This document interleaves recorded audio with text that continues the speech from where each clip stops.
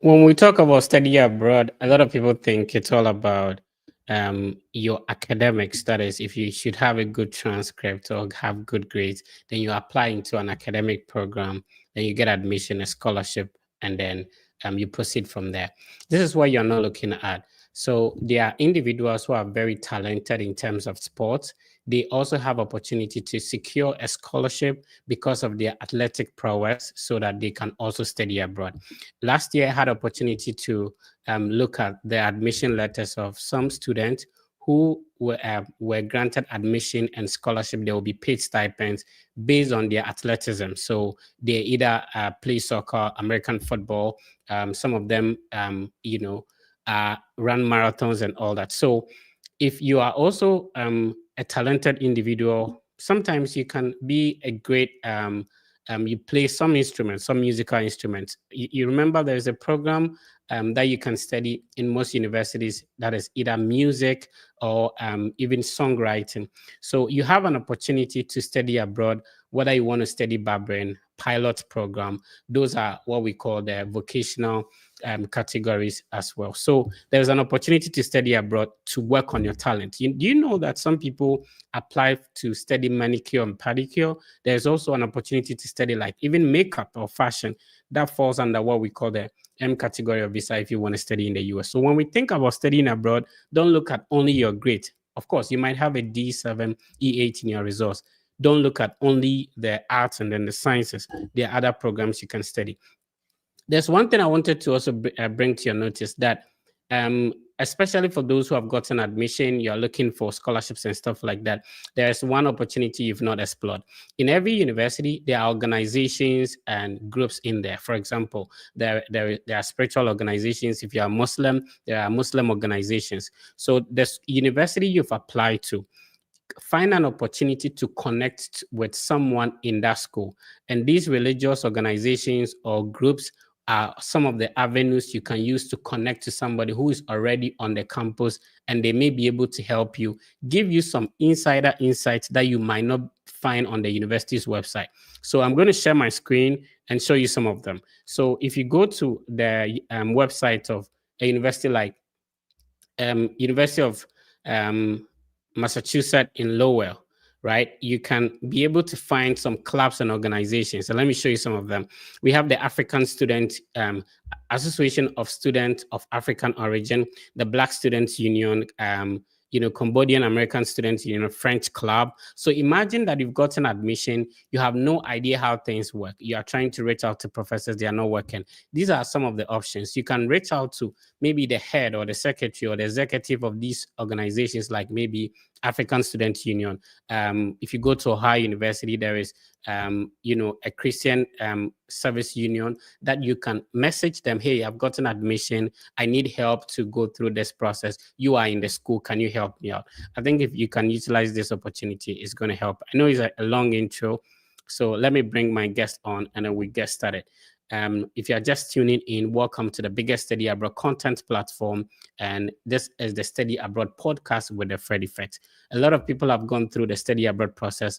You are not the first person to start. So what I do is to bring them on so that they share their experience, their journey, how they got to where they are, their scholarship, they have that, so that it makes it easier. If you also want to apply, you can easily do so. Let me bring my guest on and then we get started. So I don't want to mispronounce your name. Can you do that for me? Okay. My name is Olubukola. Okay, Olubukola. Yes. So in Ghana, almost every name has a meaning. What does it mean? It means God has added to my wealth. Oh, okay. Okay. Yeah. Then I have to name my kid. Oh wow. Oh wow. I know Olu is God, right? Yeah. Okay, okay, okay, okay. It makes sense. So people say names have impact. Has it impacted you in any way? Honestly, in so many ways. Yes, it Oh, has. awesome, awesome, awesome. Some people take some names, especially some nicknames, that it affects them, right? Yeah. So definitely. All right. So I was talking about like organizations that are within some universities and people can reach out to them. Do you have to Do you have any organization you join at the moment, or when you were in school? Did you have any organization you were part of? Um, yes, Have you? and that I well, I joined the organization because I was passionate about what their objective was about. Oh, okay. So yeah, so it's on us. I think it's like in they have chapters in every school. Right. So they basically like sensitize people about sexual awareness Oh, and okay. give orientation on their sexual rights Mm. and consent, something like Oh, that. okay. I was Did, the did vice president. did you? Oh, nice. Did you have like an African student union or a Nigerian student union kind of? Yeah, we do have a Black Student Union in my Oh, school, okay. but Okay. I got to know about that late, so Okay. I wasn't really like active like that. Oh, I see. Because I know in some schools they organize event parties and Yeah, stuff like that. yeah. You know, They do that so in my school as well. I, I'm just I, not, I don't know, I'm not tilting towards that direction. So So, what I'm trying to say is that imagine that somebody is coming from Nigeria. They have mhm. no idea how things work in your school. Yeah, Wouldn't it be a great resource if they reach out to you, for example, that, yeah, oh, I found maybe you're an executive of this Black Student Union. Can you assist me with this? Maybe airport pickup, yeah, expense for yeah. accommodation. How does the scholarship work in the school? Stuff like that. Mhm. So, for my school, the international office actually Mhm. does a very good job in Okay. kind of like, bringing people together regardless of the country you're coming from as an international student. Right. So the airport pickup, you want to know about funding opportunities and all that. You just have to approach the student director, like in Mhm. international office, to ask questions. So they will most likely point you in the right direction to go regardless of the country you're coming from. But the Black Student Union also, does the job. So if you're interested in, associating yourself with the African Student Union more, Right. yeah, you can just approach them directly to ask questions. Right. My guest today is God has added to my wealth, Olubukola. Yes, Awesome. Right. yes. So let's talk about a little bit of introduction to anybody seeing your beautiful face for the first time, so that we get started. Okay. Hi everyone. My name is Olubukola. I'm an international student. I'm currently pursuing a master's degree in computer information systems. This is actually my second master's degree. Okay. Yeah, I got, people say I do like book well. So I did a first master's degree in English and communications, and Okay. I graduated from that. And I said, let's do tech a little bit. Let's know what tech is Okay. all about. Yeah, so I decided to start another master's degree because there's no way I'm going to be doing undergrad. So Hmm. put all of the experiences, like hands-on experiences that I've gathered, to kind of like do a statement of purpose, to write my personal statements and intentions. And then I applied for the computer information systems program in my school and I got in. Okay. So So all these two masters in the US, is that a case? yes, And you moved from an English background to a computer science? yes, I That would did. be interesting. Like I would love to hear about that. Okay. I So know. go on with the introduction. Don't mind me. Okay, so well, my background has always been communications, media, digital media, social media, and all this kind of Right. stuff.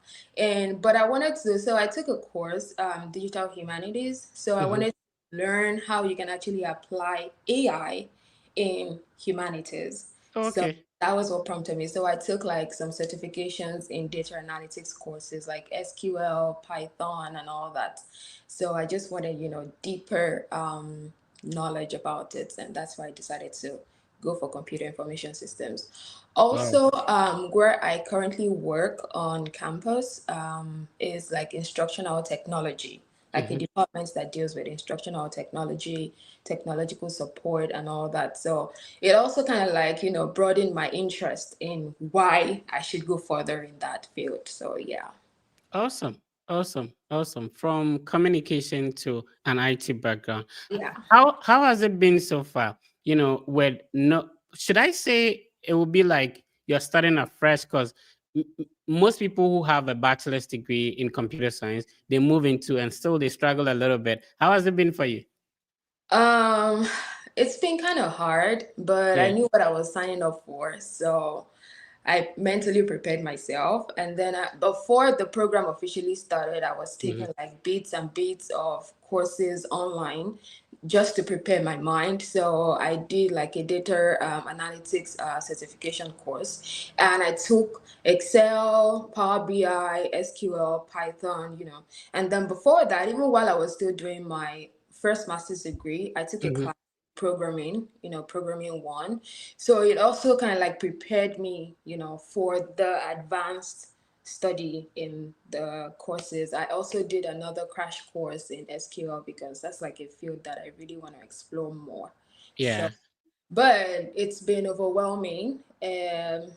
Considering the fact that it's not my background originally, Yeah. then I'm starting with a master's. I didn't even start with undergrad Yeah. to have the foundational knowledge. So going all the way to master's, whenever I tell my friends, they're like, "You're insane. How Yeah. did you just transition like that?" But I guess it's just, when you want something, you go all in for it. So I guess that's Wow. my case. Yeah. And would you say that maybe because it was in the same university and you had already gotten your master's over there, it was quite easier compared to if you were supposed to be applying from Nigeria, or you have an English background from Nigeria and you are applying to straight into a master's that is not related to your field? Yeah. So I wouldn't say it was easier, Mhm. neither will I say it was difficult because, I before I applied to the program, I had conversations with some of the professors in that Okay. department. I asked questions from students currently in the department Hmm. just to, understand the curriculum and how the Right. program is exactly.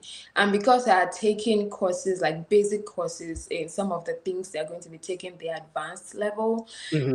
it's kind of like easier for me to decide.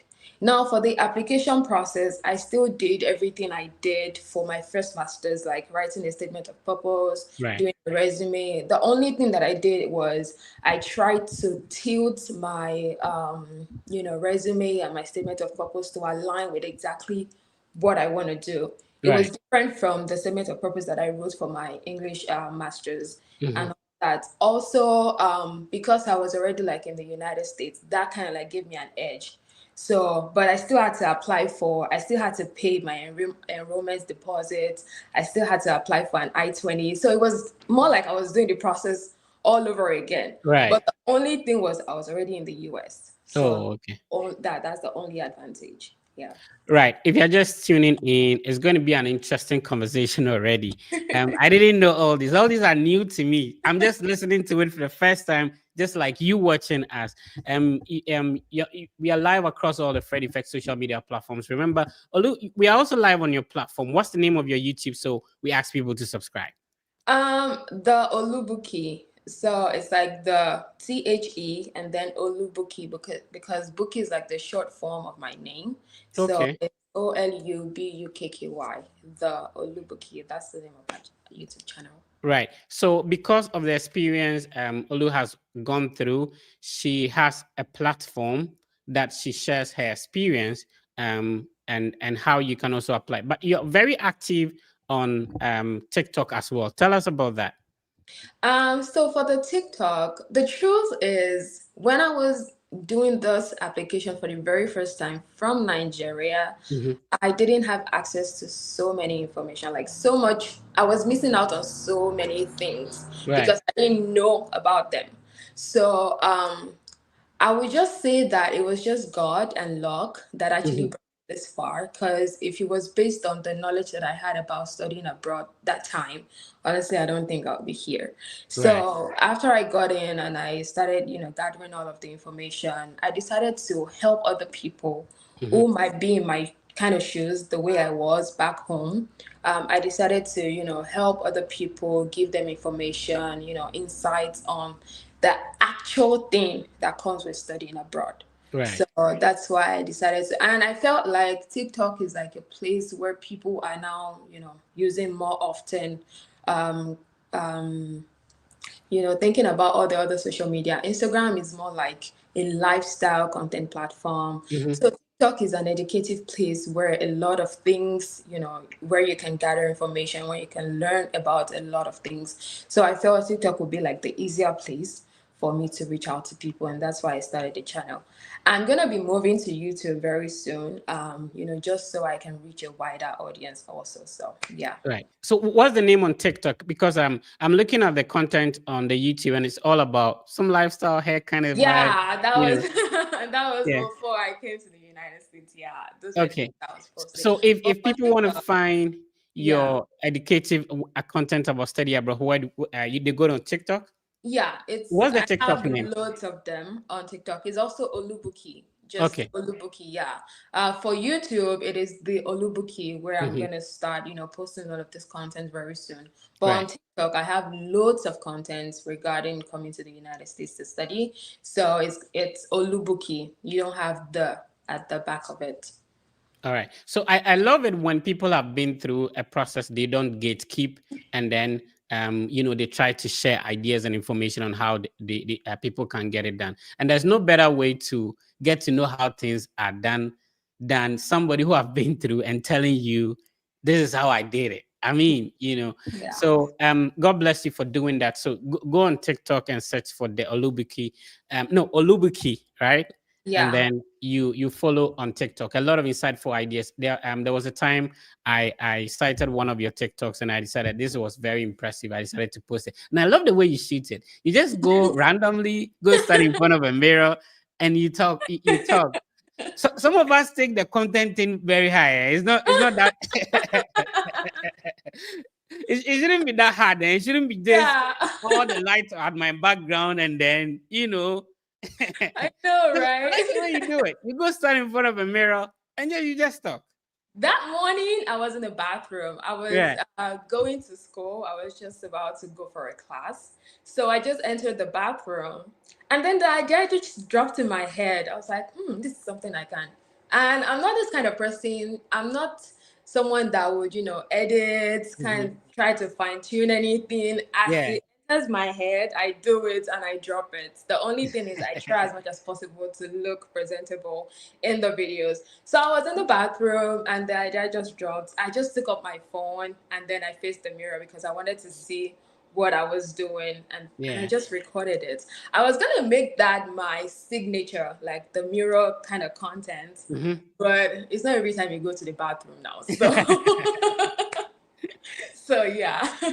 Yeah, but I feel like that was a very insightful tip. So go to TikTok, search for Olubuki. You find very insightful content over there that will help your process. All right. I was trying to see if I could pull up one of the videos. This is a one-man production, so I do everything on my own. I am trying to be present a lot of things at the same time. So I'll Yeah. see if I can pull one of them up. But one of the questions I ask everyone is what ignited your interest to study abroad? Talk to us about your background. Where did you have your bachelor's degree? Where are you originally from? And what actually pushed you to want to say that I want to study abroad? Okay, so I'm originally from Nigeria. I was born in Oyo State, Ibadan, precisely. Right. Um, Shout out to my well, Nigerian people in the building. They said Nigeria know they carry last. Nigeria, no, they carry last. Okay, so I obtained a bachelor's degree Yeah. from Obafemi Awolowo University, Great Ife. Shout out to everyone watching. Great Ife, Great Ife. So I got a bachelor's degree in linguistics and African languages from Obafemi Awolowo University. I've always loved media. That's the Mhm. truth. I've always loved. In fact, at a point, I thought my calling was to, be an OAP. Yeah. And that so I got my bachelor's degree from OAU. And then after I got my bachelor's degree, I started working as an on-air personality in a radio station back Mhm. home, just because I loved it. And Nancy Sime, she's a TV, like she's Nollywood princess. I Oh, I love her see. so much. She's also a TV host. She kind of like inspired me in a way. So I attended like a workshop Mhm. back in school, and she was one of the guest speakers. And there was this poise, there was this aura that she just had that I wanted to emulate. And I was like, oh, I want to do what this lady is doing. Right. So that sparked like an interest in me to go into media to start with. So after I was done with school, I decided to pursue a career in media. I was working as an on-air personality at a radio station in Nigeria, I see. and I did that for quite a bit. And Mhm. then I moved to digital marketing, social media management, and then I started content creation, even though I was not consistent because Yeah. a lot of things in adulthood. So I did that. And the reason why I decided to study abroad was, I was seeing all of this TV personalities, I was seeing all of this media personalities. Mhm. And sometimes when I go to read about them online, I see that some of them have like qualifications from a school abroad. Okay. Even if it is an online degree, even if it is an online certificate, the fact that they would have this clause that, oh, from a university in New York or from a university in Michigan, I Right. was like, so this is a thing. Um, but before that time, I was going to actually get my bachelor's degree from the United States. But Okay. when I started looking at, the cost of studying abroad, I had to dead the idea because there was no way I could afford that. So I decided to, okay, let's do Nigeria first to start with. Yeah. So when I started, developing interest and a passion for media, and I started seeing people who have that qualification, who have that degree from universities abroad, regardless of the country.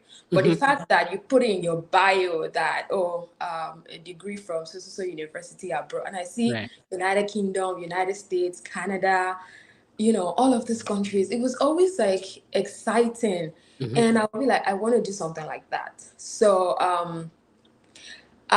I wanted to gather money, so I started working as an OAP. Then after that, I moved to social media management, and after moving to social media management, I wanted more, Yeah. so I transitioned to banking. Okay. Yeah, Then so you do everything some. I'm telling you, girl is a hustler. So I transitioned Oh, to banking, and then I started working as a compliance analyst. all right. So that helped me to kind of like gather money. It helped me to also get exposed to another kind of industry, Right. another kind of field. But I still wanted to do that media. I wanted to do communications. So I felt, okay, maybe this is the best time because the moment I get grounded in that compliance, and I'm making money from it. It's very Mhm. easy for me to drop the passion that I once developed for media. Right. So I was like, okay, before I get grounded in this, before I go deeper in this field, let me still pursue my passion. Let me Mhm. still pursue my interest. And that was why I started, applying abroad, applying to schools and all that. I applied to a school in the UK and Mhm. I was given admission, but they told me to bring 3K pounds or thereabouts for Yeah. deposit. I'm like, oh no, there's no way I'm going to afford that. The So I banker had, cannot. The banker cannot produce. I'm telling you, so I had to like, no. I didn't even respond to that. The moment I saw the email that I should come pay 3K pounds, I'm like, huh? No, But no. UK admissions are also quick, right? Yeah, I Yeah. think everything happened in like 2 weeks. Uh-huh. First of all, that put me off because there was no form of challenge or like something that I had to work for. I hadn't even submitted my transcript when the admission came in. I'm like, is this how easy admission abroad comes in? No, no, no, no, no, no. I don't want to do that. And from childhood, I've always loved the United States. I've Right. always loved the United States. So I said, if UK can give me admission so fast like that, I guess United States shouldn't be difficult. Right. So I decided to try United States, and that's how the process began. Right. If you're just tuning in, you're not late. You're live on the Steady Abroad podcast with the Fred Effect. I'm speaking with my sister Olu Olubukola. Yes. Olubuki. Did you have a nickname back in school? Yeah, Buki. Well, it's not a Okay. nickname, but Right. it's just the short form of my name, Buki. Buki. How about an English name? Well, I have two. I Uh-huh. have Clementina, and people call Okay. me Tina. Tina. I still have friends who call me Tina out till date, and then other people, my Christian name, Mhm. Debbie. So it's Debbie. Deborah. Yeah, so they call me. Oh, okay. Because I was going to say that your name is already home ties, like a form of home ties for visa. All right. Yeah. So I'll go with Debbie. So I'm speaking with Debbie. If you're just tuning in, I'm having a great conversation, and I love it when I talk to very intelligent ladies like gone are the days where ladies are waiting to be married before, but I just few minutes conversation, and I see how in depth and intelligent you are, and the crazy idea of moving from communication to IT. That was and she's a hustler too, Yeah. you do everything some from art to banking. So tell me, what was your bachelor's degree in? Maybe you have said that already for somebody who Um, just joined. yeah, it was in linguistics and African languages from Mhm. Obafemi Awolowo University, Okay. Nigeria. Linguistics and African studies. And what program did you apply to in the US? Originally communications and media studies. Okay, Yeah. okay. All right. So how many universities you've already spoken about the UK one? Normally what I do is to try and share the school's name. Sometimes when some people do not even mention the name of a school, you may not know. You sit somewhere in Nigeria, Yeah. it wouldn't even come to mind because the universities are a lot. Yeah. How many universities did you apply to? How many did you get admission into? And what were some rejections? You are smart. I'm not expecting any rejection though. What? So back to what I was saying before that, when I applied to the UK and in 2 weeks everything happened so fast, I didn't even Right. submit my transcript and the admission came in. And I was like, this seemed easy. Let me try the US. Mhm. So I started applying to schools in the US. In total, I applied to 11 schools. Wow. Yes. Why 11 though? That's a lot, right?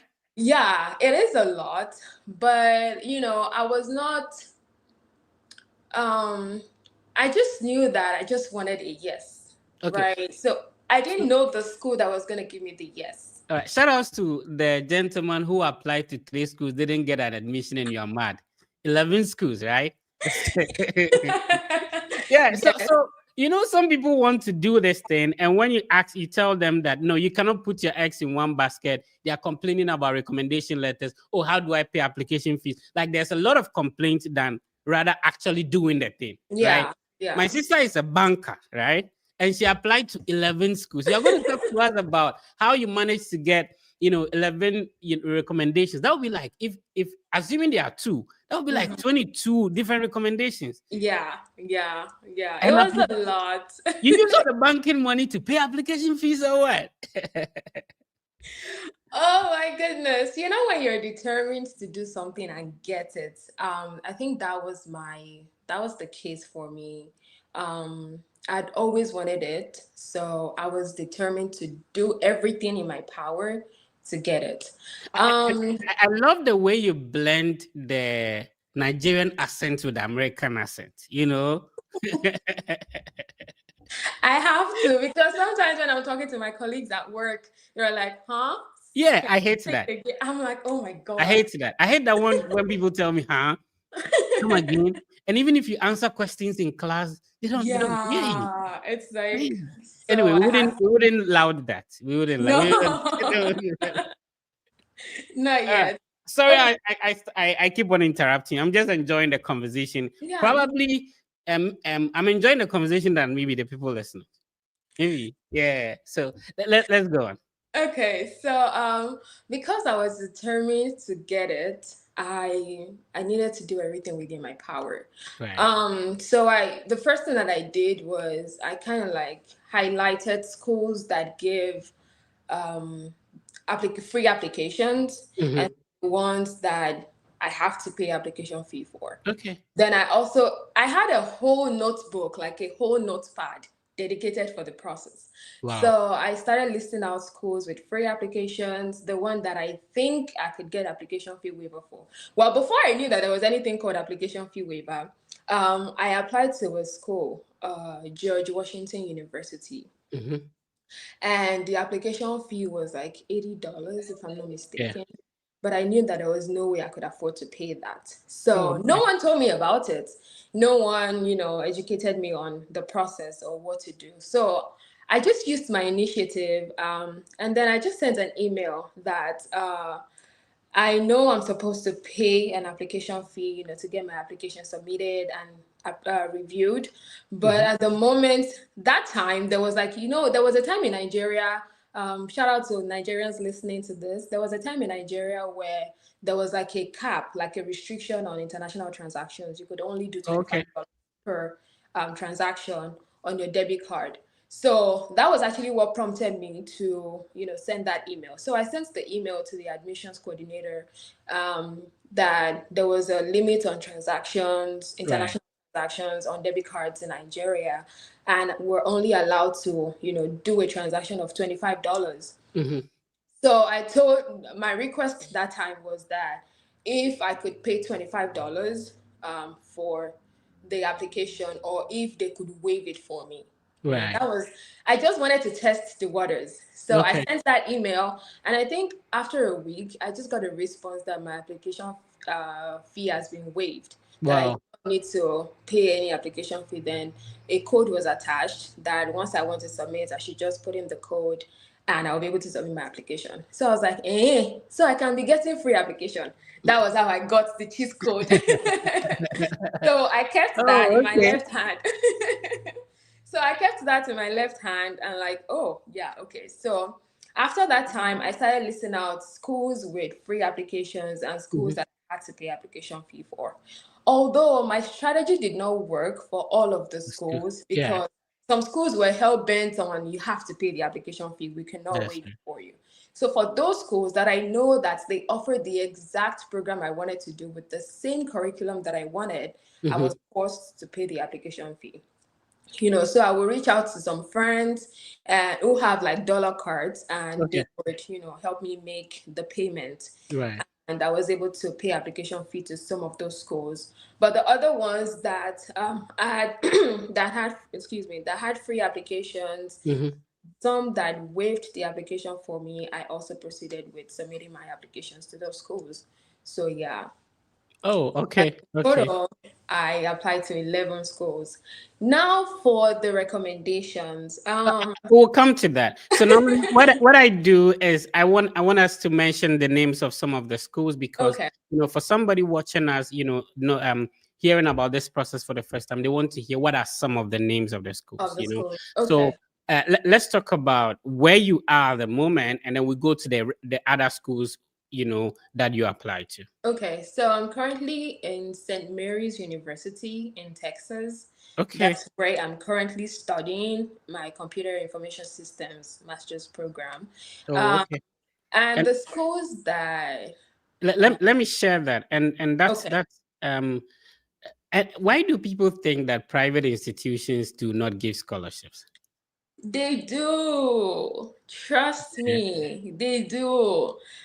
Honestly, there are so many information that a lot of people are missing out on. And Yeah. I think that we that have experienced it, it's a good opportunity for us to give back to the community Yeah. when we share insightful information. Yeah, that's my goal. I'm so happy I'm a part of that community. So, sometimes we have to share insightful, information to people just so they can learn Yeah. about the studying abroad process.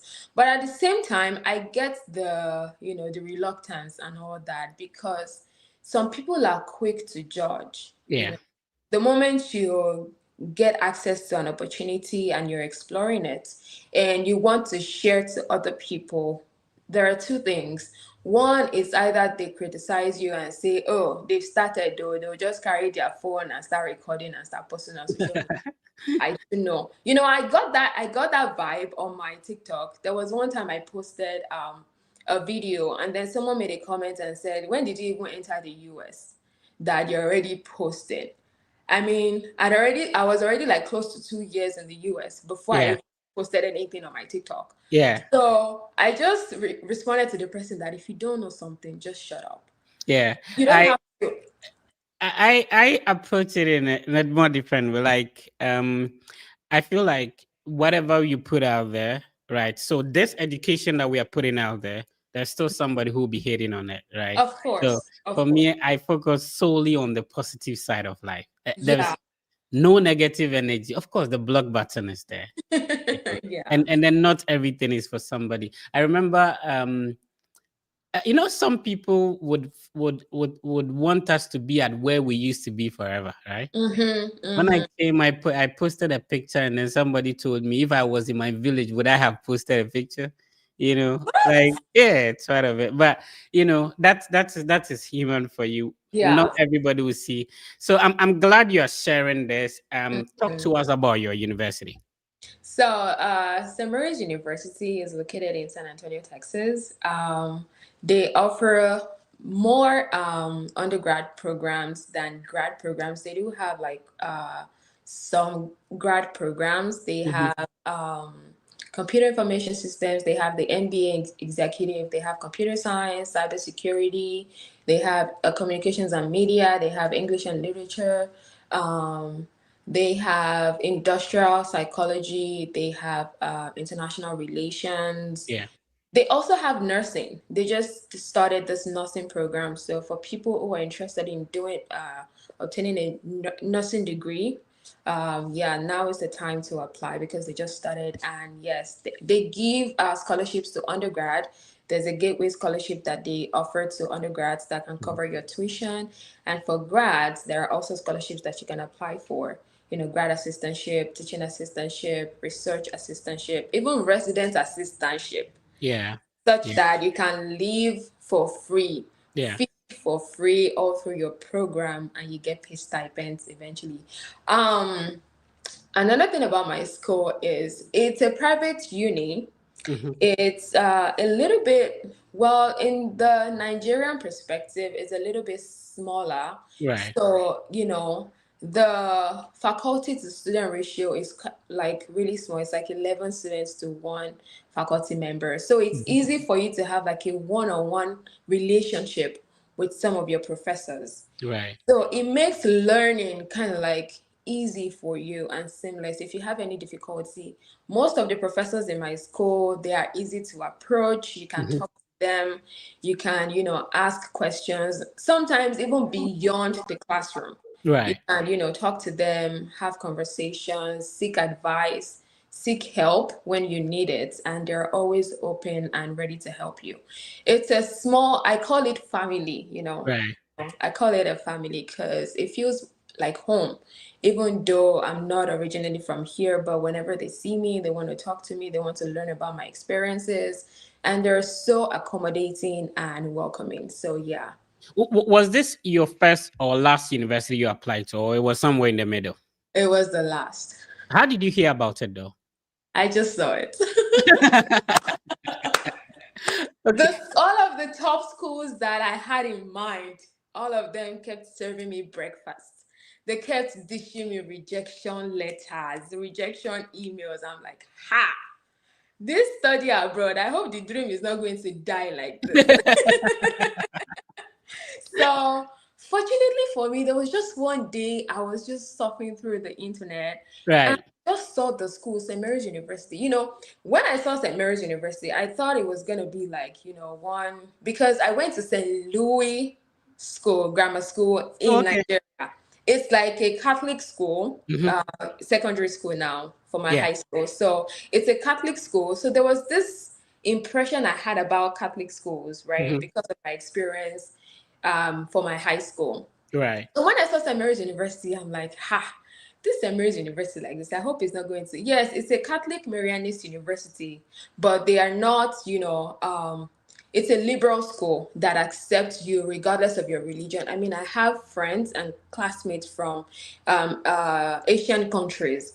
I Mhm. have friends and classmates from Iraq, from Iran, so from Saudi Arabia. So they're not like discriminating or saying, oh, you have to be a Catholic before we can offer you admission. No. So I just saw the school, and then I saw that they offered communications and media. I'm like, how come I did not see this school all through when I was doing research? And and it was so good that even to apply to the school is free, Yeah. Okay. regardless of the program you're applying to. It is free application. Let's make it clear. Is it free now, or it was Yes, free as at the time you were applying? it has always been free. It has Okay. So always been free and I there are a lot of people who come at me. Yeah. So let me make you bigger on the screen. Let's talk about this. Okay. So there are a lot of people who come at me when I have the opportunity to share, a school waiving application fee. And people think that, and for example, people would look down St. Mary's because one is a private school, Yeah. two, they are waiving application fee. Oh, Yeah. then it's not a good school. This is because when I was in my village back home, like the lady told me if I was in my village, I didn't have a MasterCard or Visa card. And Yeah. if you have a bank account in Ghana and you do have the card, you have a monthly bill that you are paying. I am now doing national service. How do you call it in Nigeria? When you graduate from bachelor's degree and then you have to serve the country, how do you call it? Yeah. National Youth Youth Service. service. Good. Yeah. So NYSC. I was a national service personnel. The amount I was receiving is not enough. And then they don't even pay on time. So I didn't know that your strategy that you use, that is even asking that, can I get a waiver, or finding a school that, because in Ghana, no school, you can't apply to any school for free. Wow. Oh no, you cannot apply to any. If you are going to a training college, there are forms you have to. So there are literally people who are unable to, start the application because their parents cannot afford the application fees to apply. Yeah. So when you find schools that are in the US and they are like, okay, we are taking off the application fee, it's not because they don't need money. It's some sort of reducing the hurdle, like somebody who do not have MasterCard to pay. But people come at me and say, oh, those schools, you will not get scholarship. Here's my sister doing 2 masters, did not pay application fee, and still have a scholarship. Yes. Right? Sure. Anyway, I am very passionate about this thing, so just forgive me. All right, let's go back to St. Mary's now. I'm loving your school already. Thank you. Yeah, so I wanted to find out how did your scholarship come by? Is it that when you gained admission, because there are a lot of people who have gained admission watching us now without a scholarship, did you have to interview for a scholarship, apply for the scholarship separately, or it was automatically added to your admission? No. Honestly, when I got the admission, I did not get any scholarship. There was no funding. I went for my visa interview with a cost of attendance of $37,100. So I went for my interview and then I submitted bank statement and all of that. But when I resumed to school, when I got to school, let's pause there. You have a lot to share today. yeah, With the perception that with no scholarship, my visa will be denied. yeah. You went for, and this is Nigeria Embassy. I know. And you guys, maybe Debbie, you have to do something about it. Your currency is plenty. Yeah. So that would be what, 55 million naira? Right? Yeah, it was about, at that time it was a total of 30 something million, right? Yeah, it was like 35 or something million. You guys should reduce. You should do redenomination or something. Like you should reduce the zeros at the back of your money. Oh my God. You should learn from Ghana. That one, because anyway, so and that is interesting. Like, what confidence would come on you that, okay, I don't have scholarship. There is this perception out there, which is erroneous, obviously, that if I don't have a scholarship and I hold a bank statement, I'm going to be denied at the embassy. Yeah, the perception is so strong, and I'm still like looking at a good way to kind of like counter that, to help you understand that the status of your funding or scholarship does not determine your visa approval. It does not determine anything. So I remember when I got the admission, it didn't come with funding. and then I had to, after I got my I-20 and I wanted to prepare for my visa interview, a lot of people discouraged me. A lot of people told me, you're going to get denied, you're not going to get your visa Shout approved. outs to them, by the way. Yeah. So they were like, you're not going to get your visa approved, blah, blah, blah. And I was so scared that I even applied to another school. At that point, As a backup. yeah, Right. hoping that I was going to get, admission and funding before I eventually go for my visa interview. That school still served me rejection. Even my backup could not back me up. It was so funny. So That's some bass. That's some bass. so I don't know. There's this content idea that I was gonna share like in the coming week. Right. Sometimes when you have an intuitive feeling, when you have this gut feeling about something, don't question it. Sometimes, especially if you're a believer of God, sometimes it is God actually pushing you to do that which will take you to the next level He's preparing for you. Yeah. So I had that feeling that I'm just going to go for this thing, regardless of what people say. I didn't even know that, they were just telling me if you don't have funding, you're going to get denied, blah, blah, blah, and all that. So I was super scared. But at the back of my mind, I just had this feeling that they're not God. They're not the ones that would determine my life, my destiny.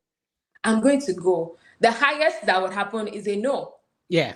That's the highest that would happen. But I mean, I wouldn't know if I would get a yes or a no if I don't try. So that was my motivation. And I said, okay, if I try it and I get a no, that's fine. I guess I'm going to try some other time. And if I go and I get a yes, that means I'm moving to another level. So I just decided to just go for it. My interview, all of the interview combined, did last 3 minutes. Wow. It was not up to 3 minutes. And then the visa officer just told me, congratulations, I'm going to be approving your visa. Anything she said after that time, I did not hear. I did not hear anything. I just took my white paper and off I went. So, yeah, and that kind of like proved a lot of things wrong. Yeah. It was like, it gave me that certainty that whatever people say does not determine anything about you. Exactly. So it gave me that perspective that whenever I want to do something, don't listen to the rumbling and grumbling of people. Yeah. Just follow your heart. Follow what you want to do. The highest you will get is a no. Yeah. And no has not killed anybody. And it will not kill anybody. So you'll be fine even if you get a no. So that was what my motivation was. And I went for my visa interview. I have a friend called Unless They Kill God. That's the nickname. Shout outs to him, by the way. Unless They Kill God. I'm really impressed. You're a very intelligent lady. And I'm glad I have opportunity to interact with you. If you're just tuning in, I'm speaking with Debbie. And she's sharing a very insightful experience through this journey. For somebody, pursuing her second master's, this is an intelligent lady. She has a TikTok account called Olubuki. I like the way she makes her videos. She makes it look simple. She doesn't make it complicated like how I make it seem. Yeah. Sometimes I could just change my clothes like 3 times before I shoot. I shoot and then I'm go like, nah, this one is not nice. The stress in this content creation thing, eh? Oh my God. Yeah, it can be stressful, honestly. It can be very stressful. But I'm just like, if they don't watch it, they don't watch it. I put it out there. So right. So every week we select one person who goes through the study, who we mentor through the study abroad. So if you click on the subscribe button, if you like, if you comment, if you follow, then automatically you get to join. Remember, we are streaming on Olubuki's platform as well on YouTube. And please go subscribe, the Olubuki. Because of the hair content, I wanted to share it, but because of the hair content, stuff like that, maybe you should start putting the study abroad on there. And the ladies too, because I know there are some of the skills you need to get, if you're a lady especially too, when you're coming to study abroad, know how to braid, right? Yeah. So did you know how to braid before coming? No. Okay. Because your content is about that. I'm surprised. Well, back in Nigeria, I have a very long natural hair. Okay. So I used to really I don't want to use the word obsessed, but I used Hmm. to be obsessed with like long, healthy, beautiful hair. So Okay. I pay attention to a lot of, things I can apply to my hair to make it grow faster, Hmm. to, make it healthy and all that. So I started watching all those things, and I said, oh, because I've always loved media, and I was already in the banking space. So I decided to still retain that passion for media. Um, and I just started creating content. Now I wanted to carve a niche for myself, and I didn't know like the exact niche to carve. So I just thought, since hair is something that I like, since hair is something that I more attention to, I might as well just do something like that. So I started creating like content with hair and all that. So yeah, I think you're muted. This is one of the disadvantages of one man production. Yeah, sometimes I can be muted and be talking. Anyway, Okay. so very great conversation with you. What would you say that has changed about you? What are some of the positive impacts studying abroad has had on your life? Maybe anything on your income, relationship, how your perspective about life. That would encourage you to say that if somebody has the opportunity to study abroad, they would also benefit from it. Okay. I think the very first thing is the fact that you have the platform to be you. You know, studying abroad exposes you to a lot of opportunities, allows you to network with people of like minds and of different perspectives. Sometimes we box ourselves into this circle that, oh, this is what I know, this is what I have a friend that said something one time to me. This friend said, know something about everything and know everything about something. Now, but back home, I kind of like boxed myself, especially when I was in the media space. I boxed myself into just media.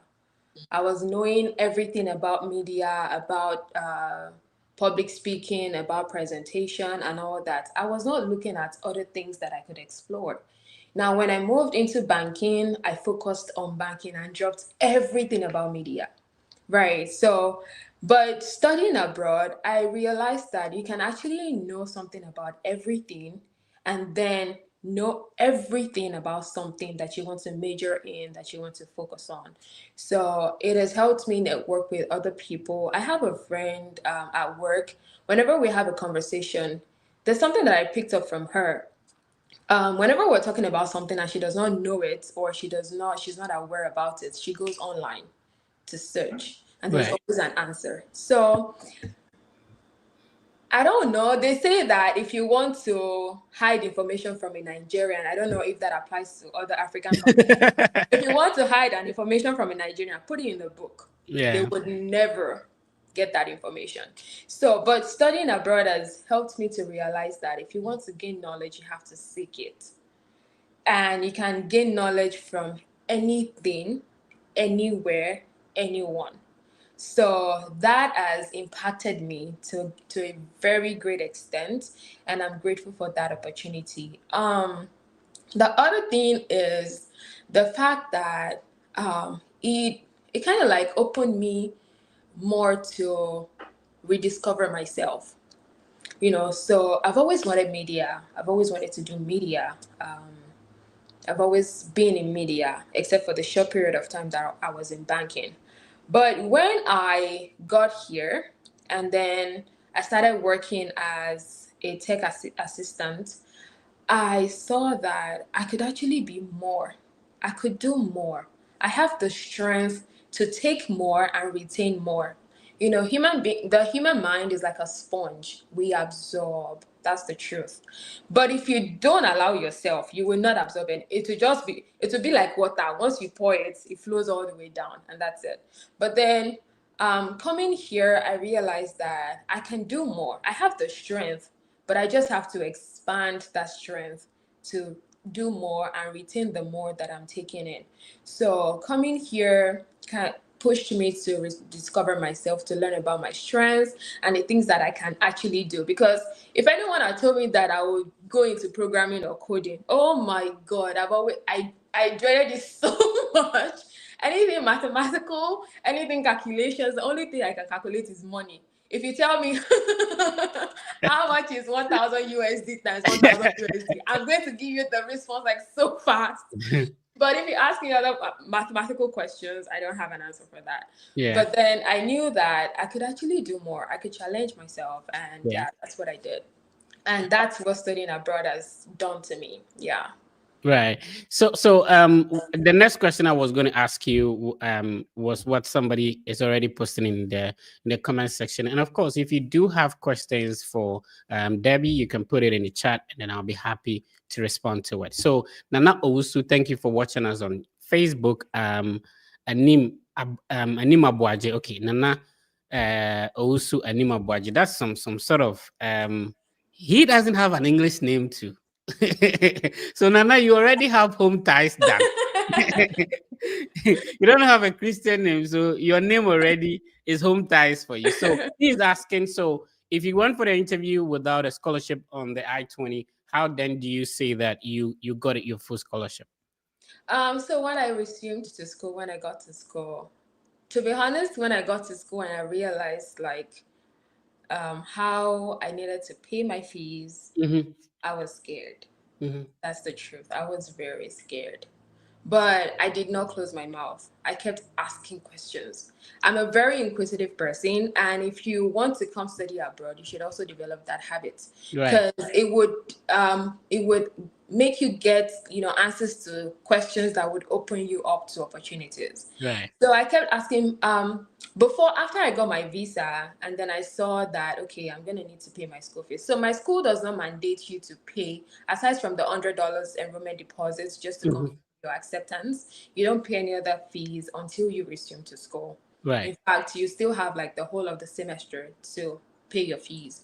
So I was scared, and then I started asking questions. I started talking to people, and it was it was funny because I resumed in the summer semester. So Okay. the school was dry. The school was quiet. It was empty. There was nobody to talk to and all that. But the few people that I met with, I was telling them about my situation. Oh, I just resumed. I'm an international student. I don't have funding. What are the funding opportunities available on campus that I can explore? So, and after I got my visa approved, I started like reading about how to get scholarships and all. So I met with a lady, shout out to Nadine. In case she comes across this video, she was very helpful. So she's also an international student. She's currently doing a PhD. She just told me about the GA opportunity on campus. Right. And before that time, I did register on Handshake because after I got my visa, I got an email from the career center in my school that, oh, I can register on Handshake to see job opportunities that are available on campus that I can Right. apply for. So, but I didn't know, all of the opportunities I was seeing, they were like part-time. So I just needed something that would pay my fees. Okay. So when I came on campus, she graduated from my department that I just finished from. So she told me that there's an opportunity on campus, G opportunities, especially for people in humanities that Right. the funding is not as much as for STEM. We all know. So she just told me, oh, there's a GA opportunity that you can apply for. I also had that difficulty when I was coming in. I didn't get funding, blah, blah, blah. And then people told me about this. So when she told me about the GA opportunity, I was like, oh, okay. And then she said, oh, it's for instructional technology. You can apply to that. And then once you apply and you get in, you would get your tuition waived. Okay. Yeah, so and that was how applied for the job. Unfortunately for me, because it was summer, they were recruiting for the fall semester. So yeah, so I just sent an email and then I made my interest known, and I applied and then I interviewed for the position and I got in. Oh, wow. So that was how I got the scholarship that fully pays my tuition, and the only thing that I have to pay is just my health insurance. I see. So there was a video I made. I keep on telling people that not everybody's process go through admission, scholarship, visa, and then they get here. Some Yeah. people, they get admission, they get a scholarship, but they don't get the visa. Yeah. Others get admission, they don't get a scholarship, they get a visa, and then Yeah. when they get in, some people even get partial scholarship. So if you have a cup filled with water to the middle, yesterday I was having a conversation and somebody was saying that, getting an admission is not a big deal. No, it is. If you miss a flight, you will know the importance of 1 minute. From where some of us are coming from, admission is a big deal. It's And, a bit. and sometimes maybe when we are blessed to be able to afford a car, we think bicycle is not necessary for some people. It is, right? So admission is a big deal. If you get admission, celebrate. From where if you've gotten some denials and then all of a sudden you start feeling cold or hot, you understand that admission is a big deal. Oh My my god. sister, in my village where I struggled to get internet connection, I've been able to apply and I've used my youth service money to pay, the whole month youth service, one application fee. Yeah. You get it? Like, and then I get admission and you say it's not a big deal. It's a big deal. It is a big deal. I got 9 rejections. Sometimes we just have to be So, grateful, like mhm. just grateful for the little things, like the opportunity to apply, be grateful for it. Just receiving the admission, there's no scholarship. My sister, be grateful, be Yeah. grateful. Yeah. It starts with that. Yeah. If you had not gotten the admission, you wouldn't have ended up going even for an interview. Yeah, exactly. Exactly. It's always like a step before the other. I Exactly. remember during my application process, like it was so bad that almost every week I was waking up to a rejection email and I'm like, what am I going to do? All I just needed was just one yes. That's the truth. All you need is just one yes. Yeah. Regardless of the funding status, you just need one yes. And once you get that one yes that you need, you can proceed. You can go further. So and if somebody see you taking a picture in the snow, they don't know the 9 rejections. Yeah, they only see the snow picture. They don't see the 9 rejections, right? Anyway, if you're going through the process, understand that rejection is part of it.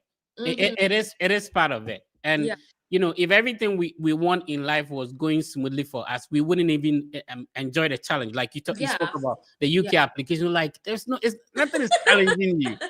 Yeah. Anyway, so let's talk about the other schools you applied to. I'm sure this is the first time somebody's hearing about your school.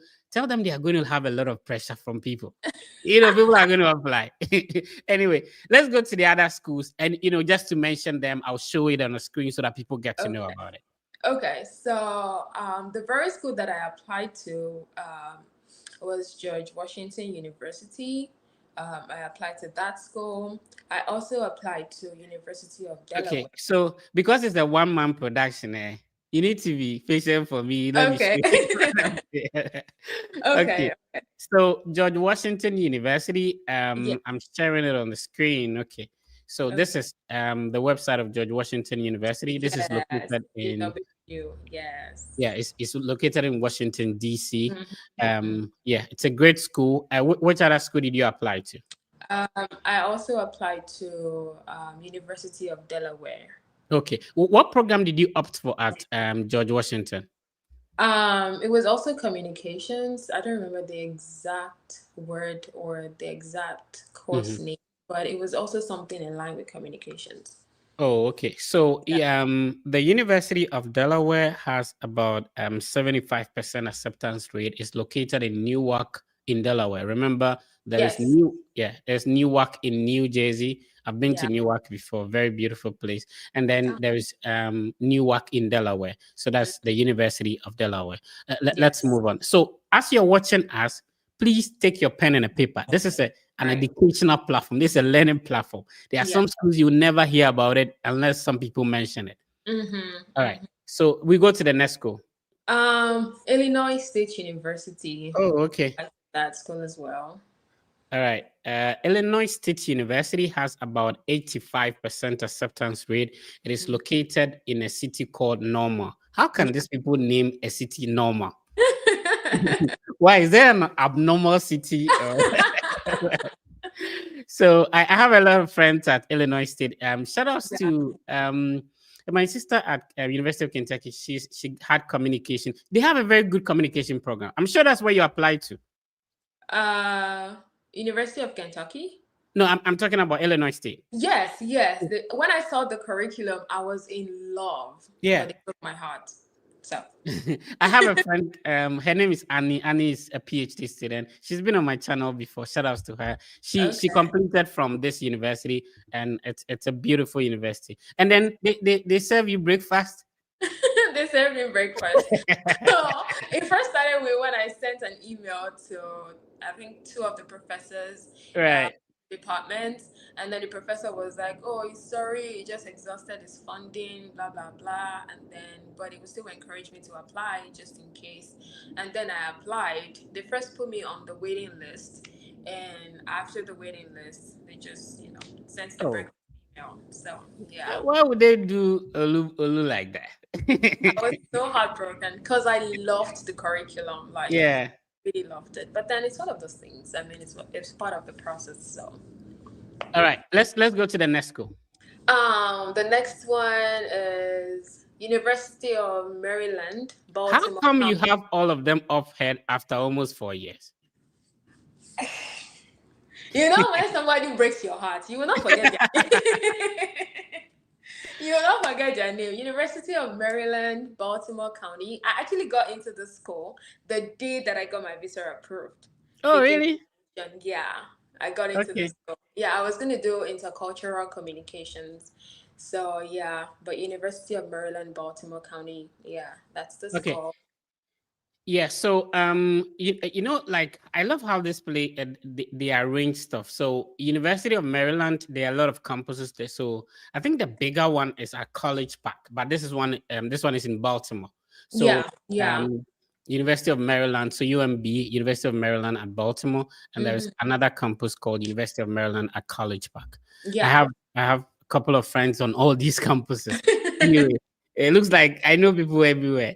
Anyway, so let's go to the next one. So you got admission into this one too? Yes, I did. I got admission. At least then, what was the feeling like? Why are you guys getting back to me after I've gotten my visa? Honestly, yeah. I was like, what are you doing? What are you people doing? But I still kept the admission letter. I printed it out.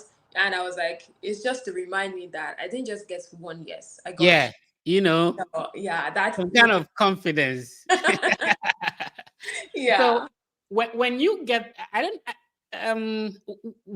what were the location you got those rejections? Like, some universities, when you get an email, you have to log back into your portal to be able to check. Where were you when you see some of these emails? Sometimes you wake up or maybe in the evening because of the time difference. Yes.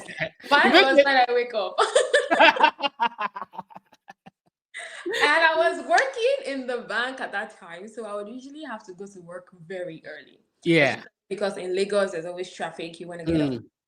So whenever I wake up and I, mumble my morning prayers, I would just pick up my phone to just surf the internet before I start preparing for work. Yeah. And I will open my phone and I will just see that I have an email notification, excitedly because I'm expecting something. I just want to open the email. And oh my God, I'm having PTSD. The whole day, it's already spoiled for you. Yeah. So I will just open the email. And I will see you have an update on your application. And they will not tell you exactly what the update is in the email. You have to go to your application page. I don't know the speed with which you will move from the email to the application page. I did that. And I will rush to the application page like, what's the update? What's the update? And then I will see it. Now you have to also still download the letter that has the update. I'll be like, when you want to reject it, why did you stress me this hard? Recently, I saw one admission letter, and then the person was like, getting rejections from our school does not reflect your capabilities in life.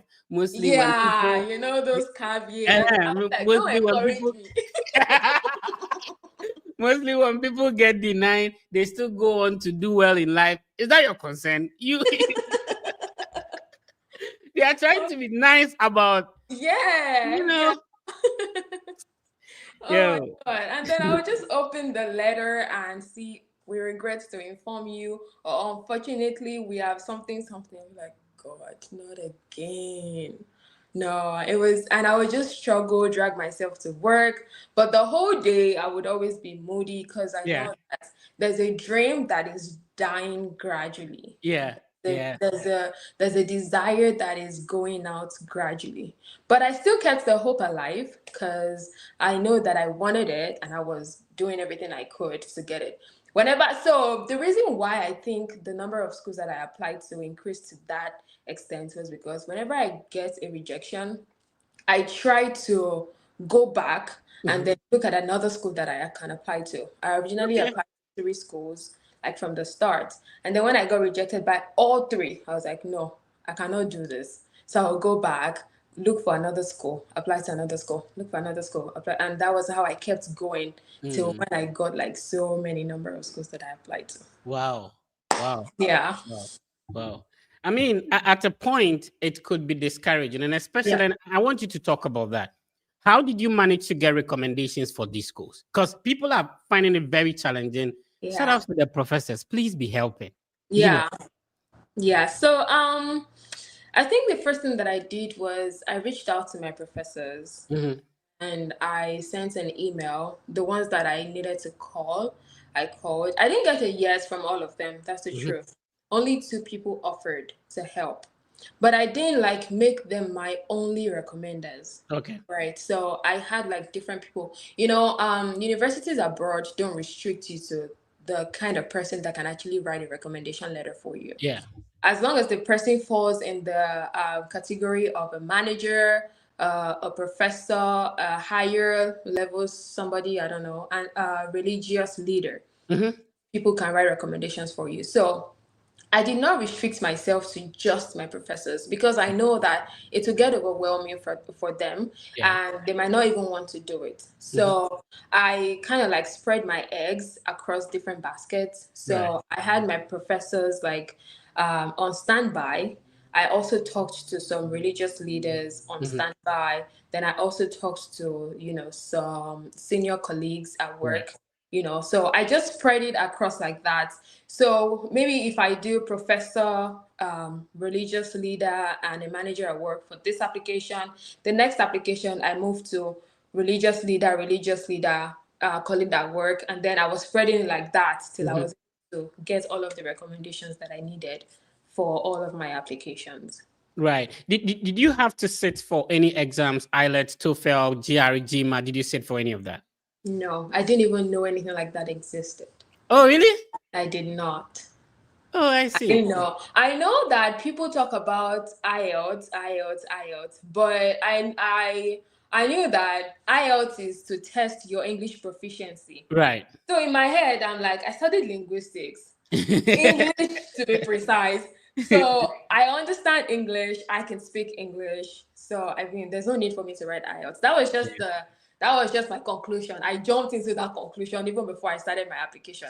So I that was see. my conclusion. So whenever I go to a school to apply and I see that they request for IELTS, I Mhm. don't even bother. I just try to waive it. If they don't waive it for me, I move on to another school. Oh, If I okay. yeah, if I see that it can be waived for. So there's always this caveat. That's why you have to go to the school's websites to read Mhm. about what they put on their website. Some schools will put it there that IELTS can be waived for people from certain countries, Yeah. So I will look through the list of the countries. If Nigeria is there, I go ahead because I know that they can waive it for me. But if they mandate IELTS, I move on to another school. The truth is, there are Mhm. thousands of schools in the US. You don't have to restrict yourself to just one or two. Yeah. Yeah. So Yeah. spread your tentacles. How about transcript evaluation? Did you have to evaluate your transcript to any of these universities? No, I did not. Well, I did. To Uh, I don't remember the exact school that I actually did. right. I don't remember, but I did. Mm. And the way I see, when you don't have money, when you're broke, You will look for opportunities that you can afford. Yeah. So I knew that a lot of people were doing worse evaluation, but I could not afford it. So I wanted something I could afford and would also serve the purpose that I needed for. Yeah. So I just went online. Unfortunately, I found this website, Scholar O. So Oh, okay. scholaro.com they seem cheaper. Mm-hmm. So what I did was I wanted to test how the whole evaluation thing was. Mm-hmm. So I listed all of the courses that I took for my undergrad. So they have this free evaluation that you can do. Yeah. So I firstly did the free evaluation and then I saw my cumulative GPA Mm-hmm. after I did the evaluation over a 4.0. I'm like, oh, this is good. So I wanted like a copy. So I firstly like took screenshots of all of the pages that they did the evaluation on and Mm-hmm. I converted it to a PDF. So that gave me like a copy. Then when I don't remember the school that I applied to exactly, but I applied to a school and Mm-hmm. they requested for an evaluated transcript. Mm-hmm. So I sent them that PDF that I had done. Oh, okay. Yeah, and then they told me, okay, this is going to be used for evaluation purposes, blah blah blah, Mm-hmm. but they will still need the official copy of Oh, okay. evaluation.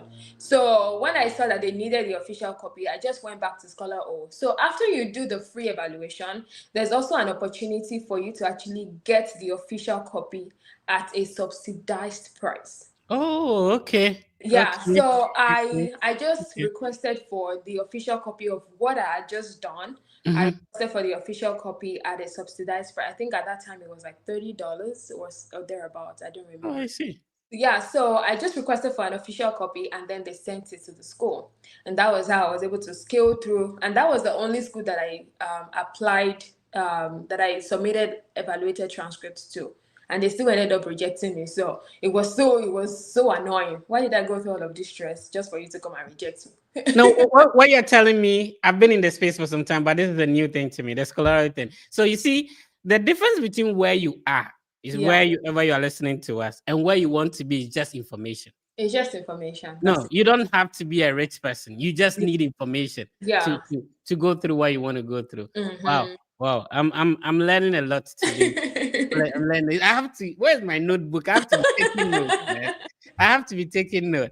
If you're just tuning in, I'm having a we've spoken more than an hour, but it looks like a couple of minutes to me. Like, Yeah. yeah, I'm enjoying the conversation. If you're just tuning in, thank you for joining us. This is the biggest Study Abroad content platform, and this is the Study Abroad podcast with the Fred Effect. It's very simple. A lot of people have already gone through the Study Abroad process. So what I do is to invite them. They come and share their experience, their journey, what made them got to where they are at the moment. And you who want to study abroad can learn from it. Listen to the names of the schools, the programs, how they got a scholarship. Then you just follow suit. Anyway, so let me pick some questions in the comments and then we'll be responding to them. Okay. So if you have questions for Debbie, please put them in the comment and then I'll be responding to them. So somebody wants you to share your visa interview experience. Talk to us. You have a whole deficit. What was your preparation like? And if at all you remember, what were the questions you were asked and how did you respond to them?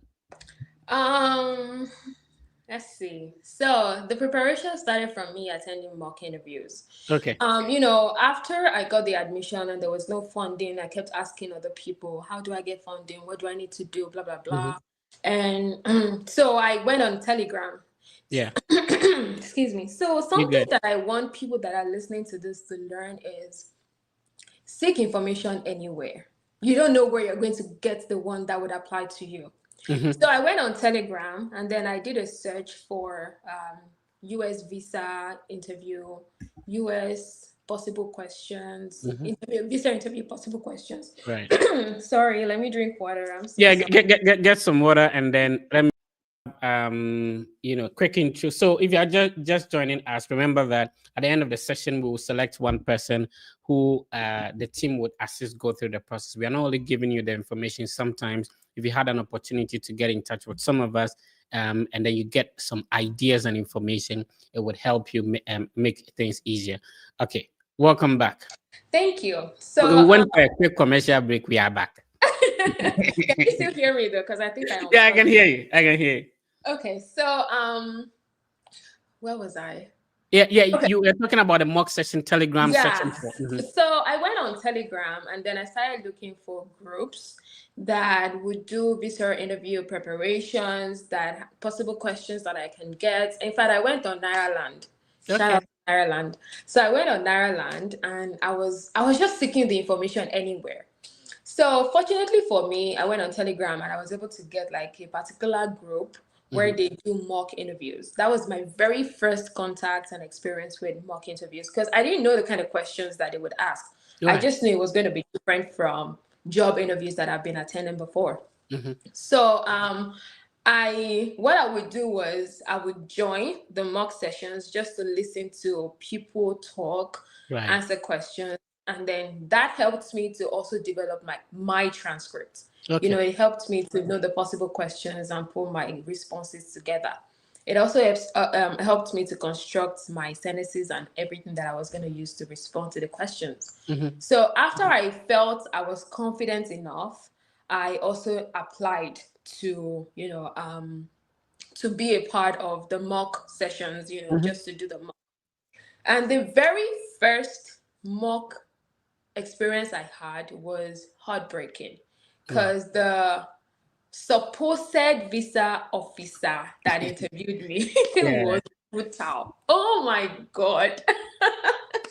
The person shredded me. Like, she kept on, yes, she was trying to actually help me build and Mhm. be better at what I was doing and saying. But I felt like the constructive criticisms was a lot. Right. Like, there's a way you would criticize people and you don't have to hurt their ego. There's a way you criticize people and make them realize their mistakes Mhm. without you hurting them. She was hurting me. It was so bad. So Yeah. I lost interest in that mock. And then I was like, there's no way I'm going to be doing this again. So fortunately, still on the group, I didn't leave the group. I just did Mhm. not attend any mock sessions anymore. So still on the group, someone just shared like a WhatsApp group link, that for people looking for dates, Right. for interview dates. So I joined the group, and fortunately, those people also offer like mock interviews. Mhm. But because of my experience before, I stopped attending any mock sessions. I was only preparing on my own. So I would stand in front of my mirror. I would read the question out loud, and then I would say my answer. So it was like a call and response kind of thing, Mhm. just to build my confidence and prepare myself. So I was doing that over and over and over again for a long time. Right. And then I just said, okay, let me try this mock interview one more time. And I met a guy on the WhatsApp group that I joined for visa interview date search. His name is SK. I'm Yeah. very, very sure he doesn't remember me Yeah. anymore. But I met this guy and then I told him that it was always like responding to people's questions on the group. And then I just DM'd him and said, oh, I'm preparing for my visa interview and I'm trying to, do like a private mock. I didn't Mhm. want to do like a public one. So, and he said, oh, you can do that for me. So we fixed the time and he did it. So the way he, told me about my mistakes and how to go about them, they were different. Yeah. It gave me this kind of impression that I knew that, okay, I just need to adjust something little and all that. It did Mhm. not break my ego. It did not shatter my confidence level. And that was all I needed.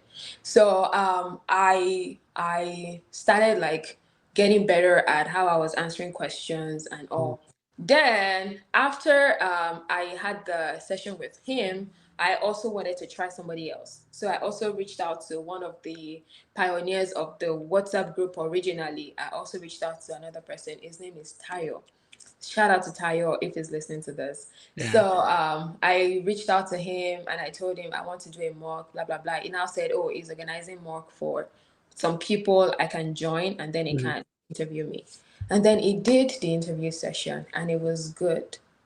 It was like, oh, you're ready for your visa interview. Just go and get your visa. I was like, okay. And then that was how I closed the chapter for mock session. But even though I had closed the chapter with mock session, and that's because as much as you want people to correct you, you don't also want to go astray. Yeah. Because when you get correction from so many people, it would confuse you. That's true. So I just the first one that I got, I knew what I got from there. Then the second person, then the last person that did the mock session for me, I just put all of these criticisms and things to adjust. I just put everything together and I filtered to know what was applicable to me and what was useful. So that was what I did. Then to the actual visa interview. Right. When I got there, the I was interviewed by a very beautiful Black American lady. Mm.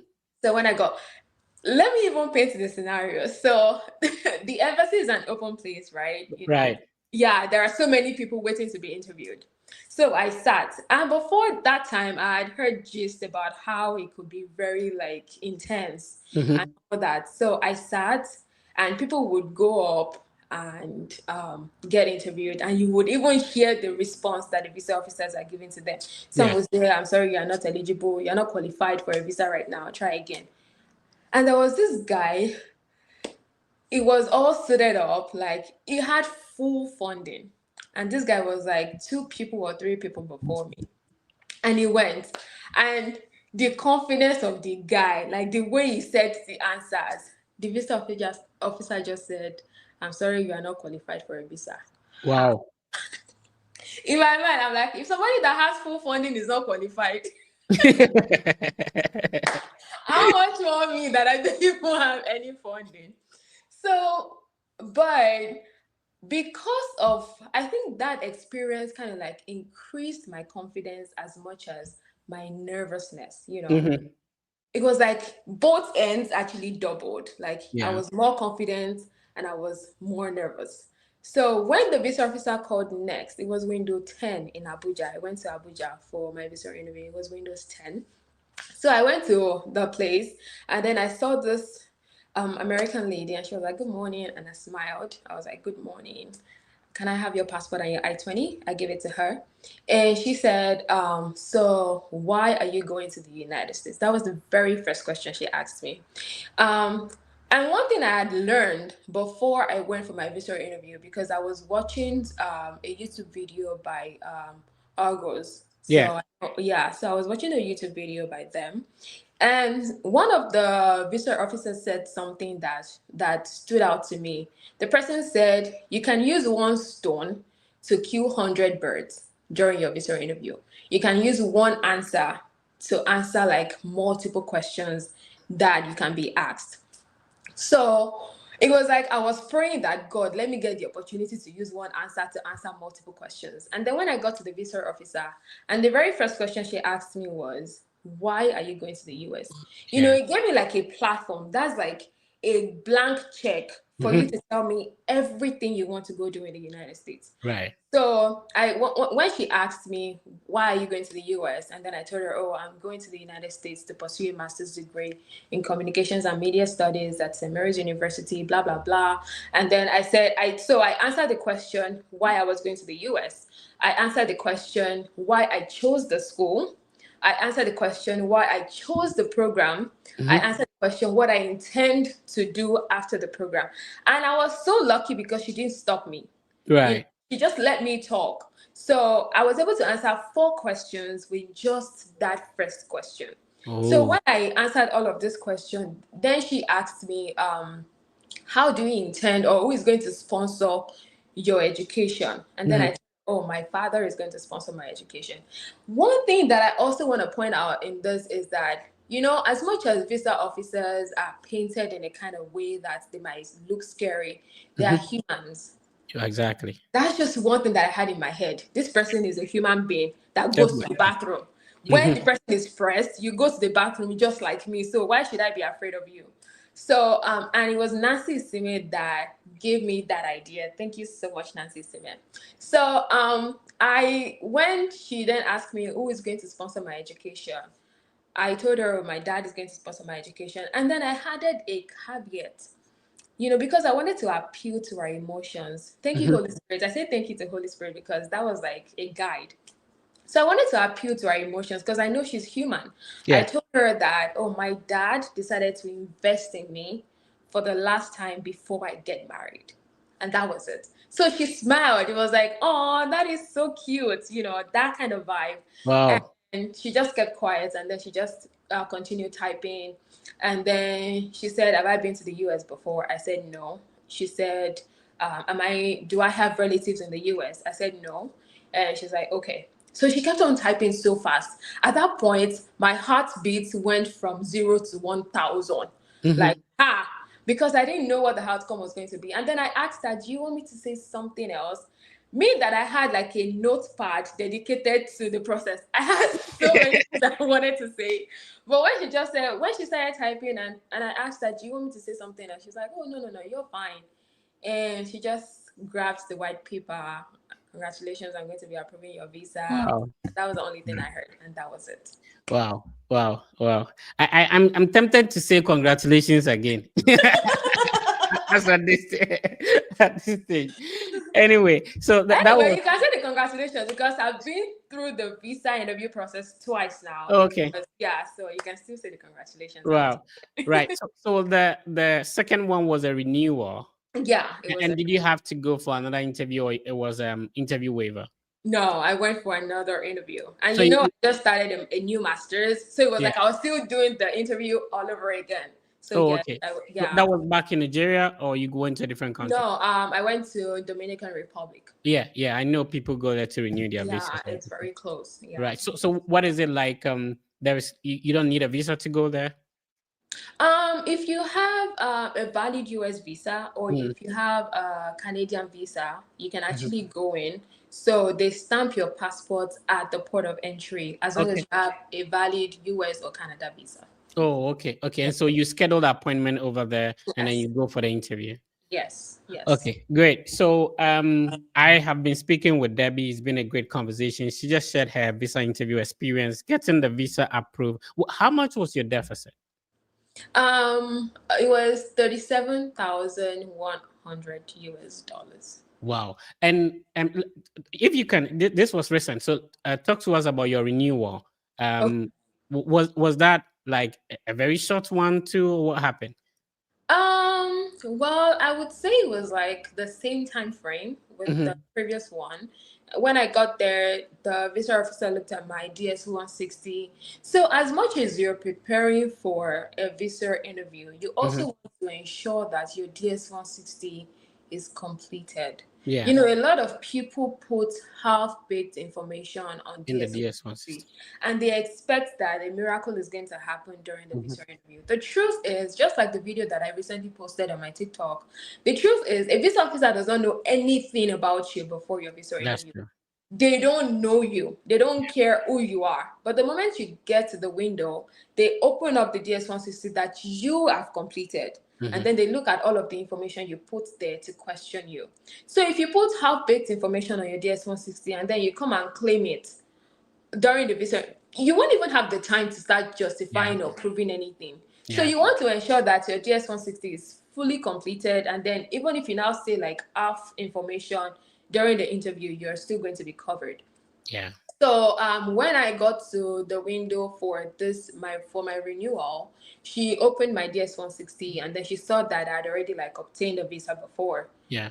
She asked me, "Oh, is this for a renewal?" I said yes. She said, so she looked at my I-20 and saw that it was still another master's. Mm. So she said, so why am I doing another master's? And Yeah, then I told her that, oh, I'm pursuing another master's in computer information systems because after I completed my first master's in English and communications, I wanted to learn more about, how I can apply analytical tools for public relations, advertising, marketing, and all that. yeah. And one thing you want to do, regardless of the kind of visa you're doing, whether like it's your first visa interview or your renewal, you still want to establish your home ties. Right. So, because that is what they want to know. You Mhm. are applying for a non-immigrant visa. So you need to establish that, yes, I'm coming here to get a visa, but I'm going to be going back to my home country That's after my true. program.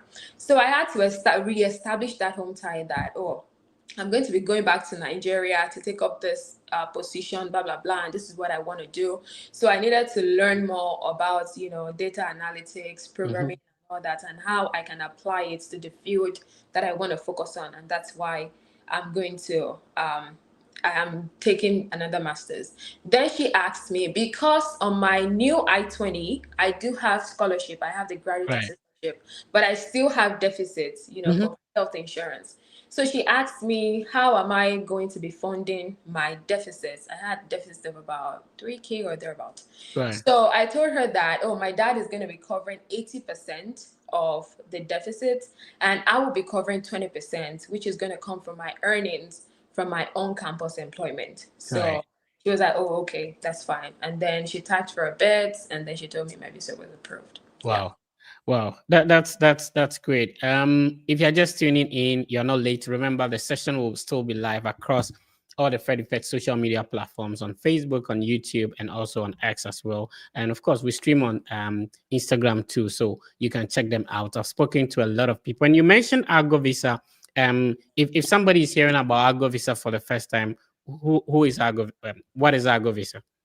There are like, should I say like an organization of past visa officers who Yeah. have, worked across different countries Yeah. as visa officers. So they share their experiences on what you should do, the way you should answer questions, your mannerisms, your dressing, and all that. They kind of like just put information. And if you also want like a one-on-one consultation with them, yeah, you can just apply on their website and they can have a one-on-one consultation with you.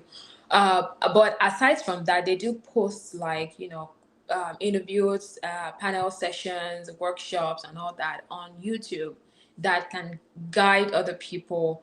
And when you're hearing from someone who has been on the job before, it's Mhm. different because they tell you what a visa officer actually expects. Yeah. They tell you the things that are actually applicable to Mhm. that thing that you're trying to do, or the answer to the question you're trying to get answers to. So I saw that they would help me, especially after my first experience during the mock session. That was what pushed me to go online to, seek solutions to the problem that I had.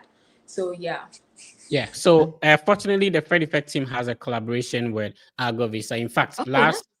last Tuesday we interviewed one of the former visa officers, which you can check out the video on our YouTube platform. So to be able to schedule a one-on-one consultation with Argo Visa, use the link on the screen. And as you heard Debbie say, Argo Visa consultation, their platform really helped her a lot. Yeah. Use the link I'm sharing on the screen to schedule a one-on-one consultation with Argo Visa. I think we have to pay you for this advert.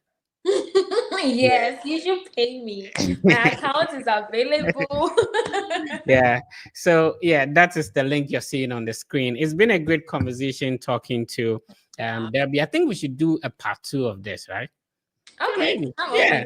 open to Sure. that. Yeah. So what would be some people you want to say thank you to? Before you go to that, I wanted to know, knowing what you know now, what would you have done differently? Getting 9 rejections. We couldn't mention all the names of the universities, but Yeah, getting I nine don't remember rejections. all of them.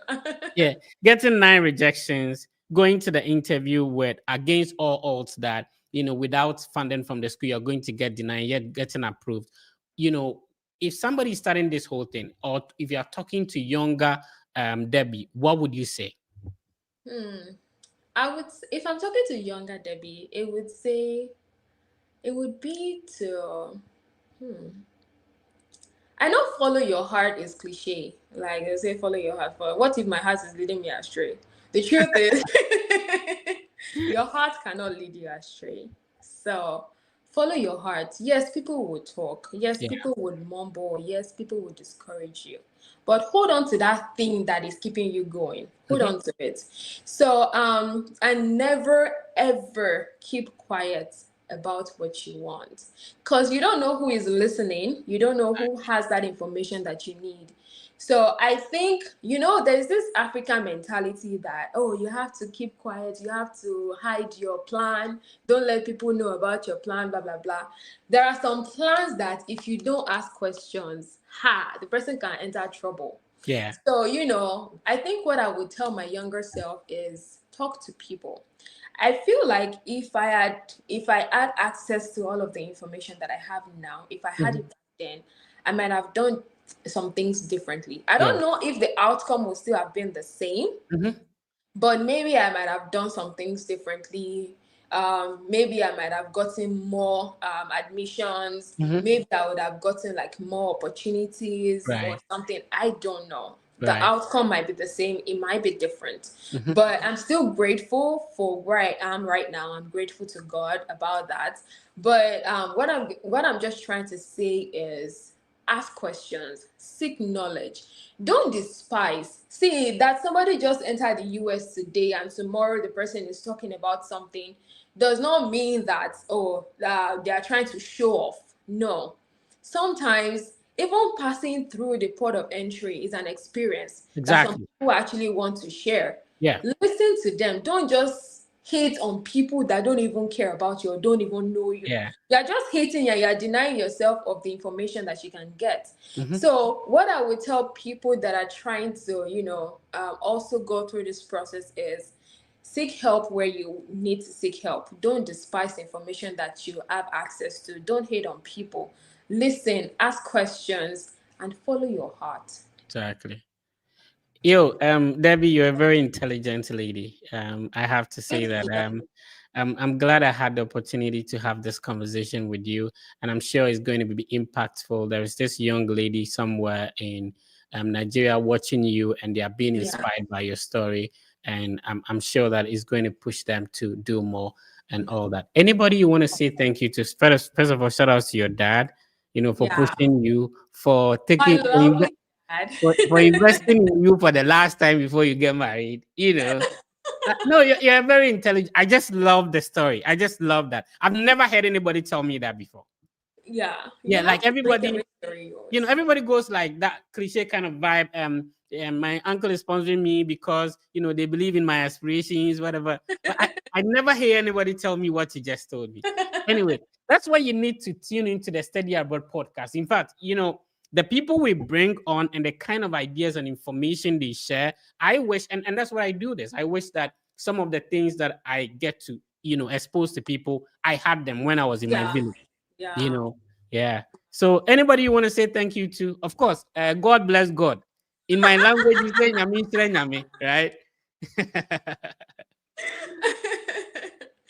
um See, God bless God. God, I will still say it. I want to say thank you to God because honestly, this has not been by my strength or by my Yeah. knowledge. It has been God so far. So I am publicly coming to say thank you to God. And then after God is definitely my parents. They have been Right. so supportive. The whole process was long, it was tiring, but then they kept pushing me. Even at the point, they were also going to give up, like, Yeah. just forget about this thing. When I kept on getting the rejections, and then when I got one yes and there was no Yeah. funding, they were like, how do you want to do this? Something. But I still want to say thank you to them, my mom and my dad and my brothers. I remember the way they prayed when I was going for my visa interview. So shout out to them. Thank you to them. And also to everyone who has been a part of the journey for me. Right. I know SK, I know Tayo Alaba, Mhm. and then the US visa group was Mr. Ogu, I Yeah. think. I don't remember. And then also to everyone who has said something that I held on to, because a lot of people just say some things casually, and Yeah. they don't know that I hold on to some of these things. I also want to say thank you to Negin, because honestly, she was the one who opened me up to the graduate assistantship that I'm currently on. Thank you Right. to Negin, Yeah. and every other person that has been a part of my journey. And also to my followers on Yeah. TikTok, on YouTube, everyone that watches my video, whether you like the video or not, but the fact that you still watch and say, oh, this is not bad. Thank you to you. And to everyone who loves and supports Olubukola, Right. whether you know me or you don't know me, thank you to you. So, There's one person you left out. And I learned this from this musician. He's an American musician, hip hop musician. Thank you and to yourself. Thank you to yourself for not giving up on yourself. Thank you for to yourself for not letting the denials bring you down. Thank yeah, you to yourself for pushing yourself to go for the interview against all odds. And thank yeah. you for yourself for pushing yourself till now. You see, Yeah, we remember to always thank everybody else and forget ourselves. exactly. You know, yes, sometimes it's not easy. You push through. We Yeah. are not where we want to get yet, my sister, but Mm-hmm. at least we've made progress. Yes, And, yes. and the most important thing, is to be alive. And Mm-hmm. sometimes I tell people, please live in the moment. Yeah. It looks as if when I get admission, I'm going to be happy. Okay, I get admission now. When I get scholarship, I'm going to be happy. Now, when I get I guess visa, I'm going to be happy.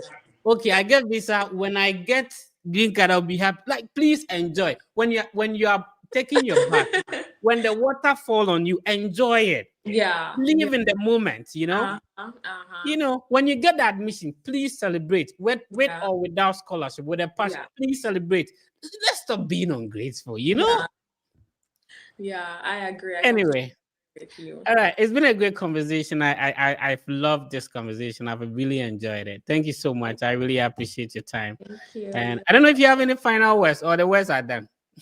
Uh well, I think that's it. I think that's it, honestly. It's just that the truth is the process is going to stretch you. Yeah. The process will get overwhelming. Mhm. In fact, if you don't feel like you should give up, you're not there yet.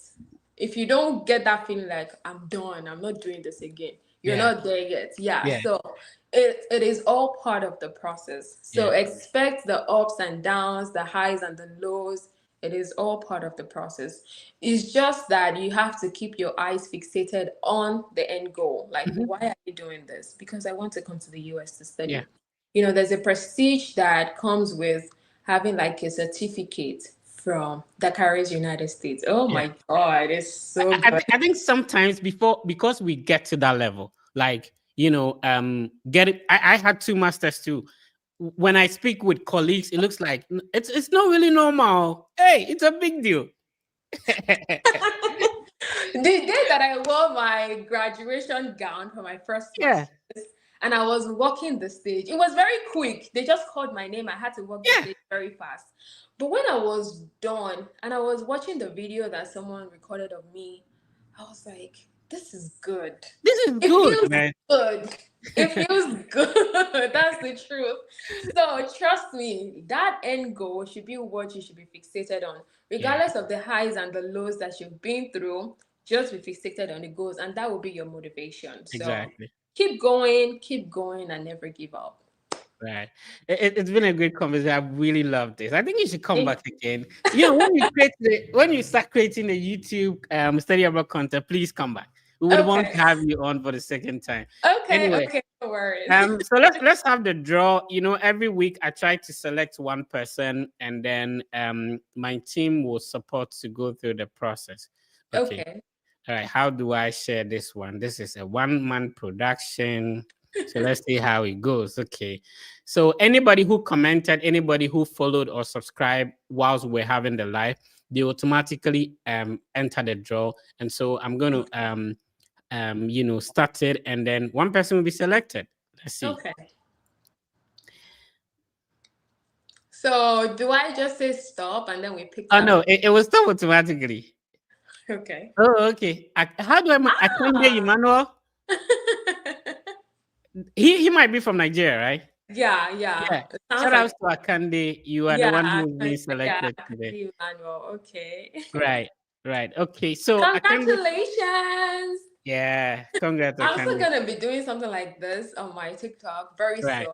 I'm looking for the perfect time to do it, Hmm. where I'm going to pick one person for Yeah, all of my TikTok, followers that are watching this. yeah. Expect that from me. I'm going to be picking just one random person that I'm going to be paying application fee for, Yeah. regardless of Oh, that application fee. nice, So nice, nice. watch out on that space, and Yeah, let's see how it goes. yeah. The sky is too big. All of us can fly, right? Yeah, And, yeah, and all then of yeah, like. and there's joy in having that opportunity to lift someone. Mm-hmm, Right. mm-hmm. Yes. It's so refreshing and encouraging. All right. So Akande Emmanuel, you were the one selected for this week. Please send me a message directly on Instagram, and then we'll take it from there. Want to know where you've got into. If it's you're looking for a bachelor's degree, then the team will take your document. We'll handle the application for you. But for masters, we coach you to go through the process. All right. It's been a great talking to you, Debbie. Before we end this session, I Right. also say thank you to you for, Yeah. giving this platform for people to learn, to, know about the process, to also sharing other people's experiences. You're doing a great job. Thank Thank you for you. offering to give back to the community. God bless you. Yeah, I'm blushing already. I'm blushing. All right. Thank you so much. Welcome. All right, so this has been a very insightful section of the Study Abroad podcast. Listen, we value the time, we value the money you use to purchase data to be able to watch this platform. So we want to make sure that every content we are bringing, every minute of the stream is worth it. I mean, it's worth your time. You are learning. Personally, I've learned a lot from my sister, and I'm glad that you learned too. We come your way this and every week on the Study Abroad podcast with the Fred Effect.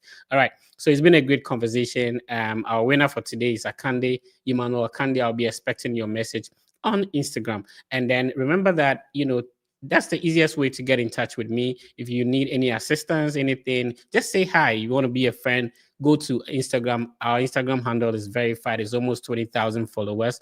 And then you send us a direct message. On Facebook, we are close to 107,000 family members. I don't call it followers, family members. On X, we are about 44,000. On YouTube, this is the biggest Study Abroad content platform. As an African, we are about 170,000 already on YouTube. So be part of the family, and then tell another brother to tell another brother that if you want to study abroad, go search for the Fred Effect across all social media platforms. All right. Remember, you can schedule a one-on-one meeting with Argo Visa. Argo Visa, just like Debbie said, is a team of former visa officers, and we are glad to have a connection with them, a collaboration with them. So we've had several conversations with former visa officers, which are very insightful. Normally, we have an opportunity to listen to people who have been through the study, the interview process. How about those who are behind the scenes? So check out their videos on the Fred Effect platform. Use this link to schedule a one-on-one meeting with a former visa officer. Talk to a former visa officer before you go and meet the visa officer at the embassy for the interview. It's been a great conversation. Please be positive and know that everything will be fine. My name has been The Fred Effect. I'll see you next week.